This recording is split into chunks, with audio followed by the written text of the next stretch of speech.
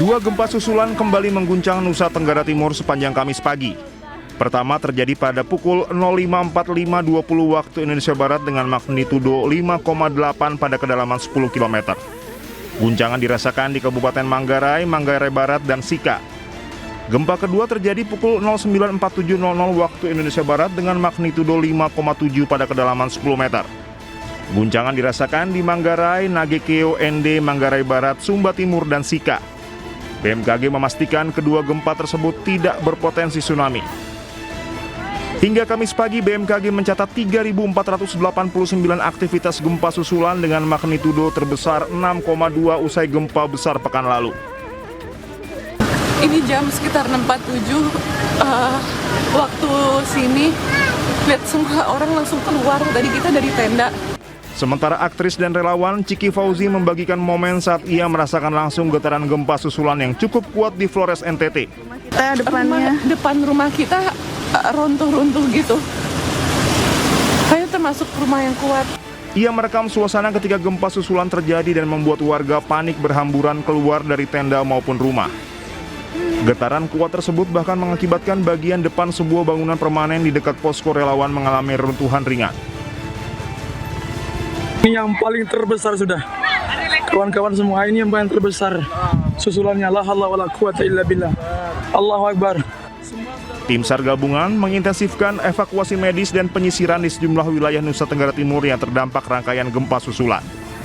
Operasi tim SAR gabungan ini dipusatkan di 4 kabupaten yaitu Manggarai Timur, Manggarai, Ngada, dan Nagekeo. Operasi tanggap darurat dimulai sejak pagi dan memprioritaskan kelompok rentan yakni lanjut usia dan ibu hamil yang mengalami guncangan psikologis serta trauma akibat gempa susulan bermagnitudo 6,0. Sejumlah warga dievakuasi ke lokasi penanganan yang lebih aman dan memadai. Seluruh unsur SAR di lapangan tetap dalam kondisi siaga penuh untuk merespons setiap perkembangan situasi pasca gempa. Selain penyisiran, tim SAR gabungan juga memperkuat koordinasi dengan BPBD, pemerintah daerah, dan posko kesehatan Kemenkes agar setiap warga yang membutuhkan pertolongan dapat segera memperoleh penanganan yang tepat dan cepat.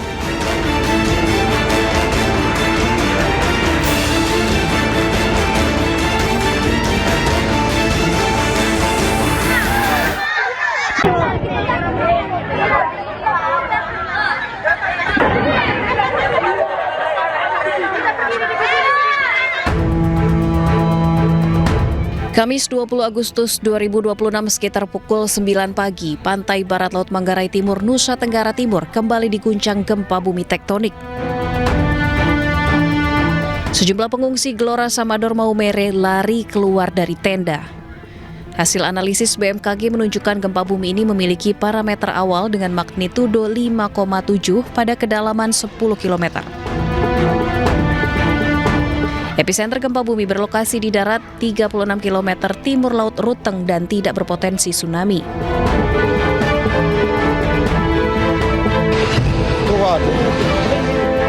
Gempa bumi ini merupakan rangkaian susulan dari gempa bumi magnitudo 7,7 di Flores, Nusa Tenggara Timur yang terjadi pada tanggal 15 Agustus lalu.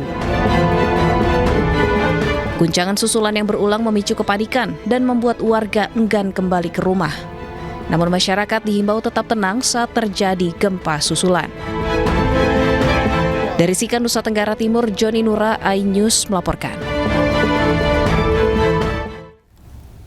Pemirsa, pengungsi kembali bertahan di tenda darurat setelah sempat panik dan berhamburan keluar akibat gempa susulan mengguncang sejumlah wilayah di Nusa Tenggara Timur. Ya, BNPB juga mencatat jumlah korban jiwa maupun luka terus bertambah.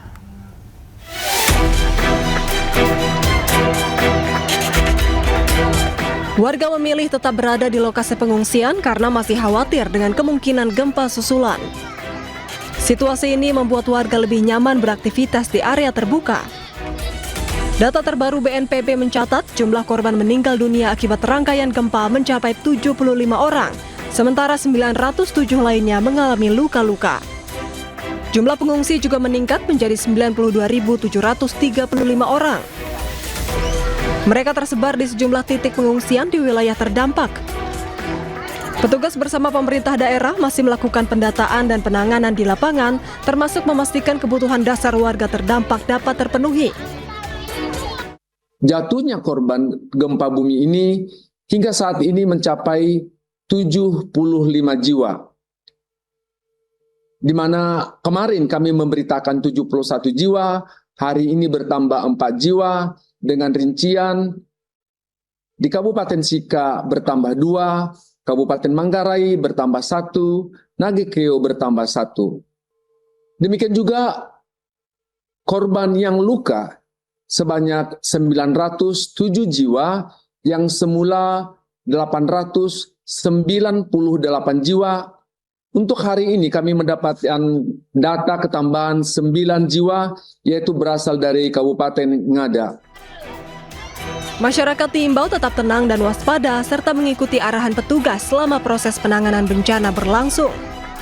Dari Jakarta, Tim Liputan iNews melaporkan.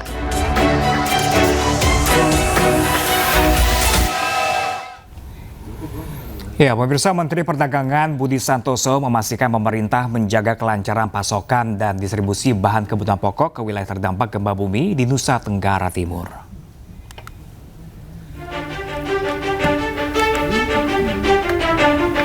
Budi mengungkapkan pihaknya telah melakukan identifikasi lapangan terhadap sejumlah sarana perdagangan di NTT. Salah satu temuan utamanya adalah kerusakan. Selain fokus pada perbaikan sarana, Budi menegaskan prioritas utama saat ini adalah memastikan arus barang ke NTT tidak terganggu. Kemendak juga telah berkoordinasi dengan distributor dari daerah penyangga untuk mengirimkan pasokan ke NTT. Budi ingin memastikan pasokan barang-barang ke NTT ini berjalan dengan baik dan sudah koordinasi dengan dinas dan distributor pemasok di luar NTT seperti dari NTB atau Jawa Timur. Ingin memastikan bahwa pasokan barang-barang ke NTT berjalan dengan baik. Nah, kita sudah koordinasi dengan dinas dan distributor pemasok di luar NTT. Ya, jadi misalnya NTB atau Jawa Timur. Pemirsa, Wakil Presiden Gibran Rakabuming Raka menemui korban gempa Momere di Kabupaten Sika, Nusa Tenggara Timur. Ya, dalam kunjungannya, Wapres membawa sejumlah mahasiswa psikologi untuk membantu trauma healing. Kehadiran Wakil Presiden Gibran Rakabuming Raka di salah satu posko pengungsian gempa di Kabupaten Sika, Nusa Tenggara Timur disambut puluhan warga. Sejumlah warga mengerumuni Gibran untuk menyapa dan bersalaman. Wapres kemudian menemui warga yang berada di pengungsian untuk menanyakan keadaan para pengungsi. Selain itu, Wapres membagikan buku dan mainan untuk anak-anak serta peralatan bayi. Rombongan Wapres juga membagikan susu kotak untuk anak-anak di pengungsian.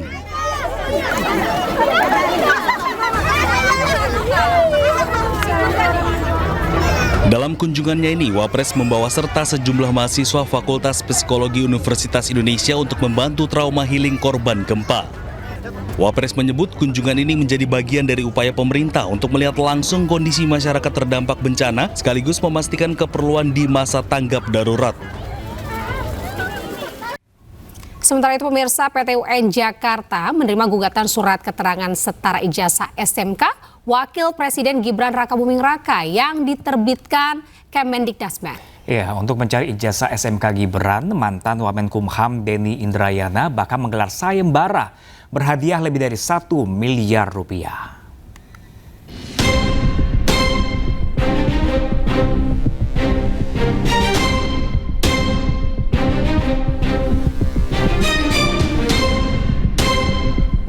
PT UN Jakarta menerima gugatan surat keterangan penyetaraan ijazah yang diterbitkan Kementerian Pendidikan Dasar dan Menengah terkait ijazah SMK Wakil Presiden Gibran Rakabuming Raka.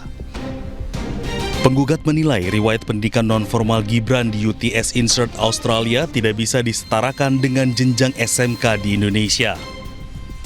Usai gugatan diterima, PT UN Jakarta menggelar sidang pokok perkara pada 27 Agustus mendatang.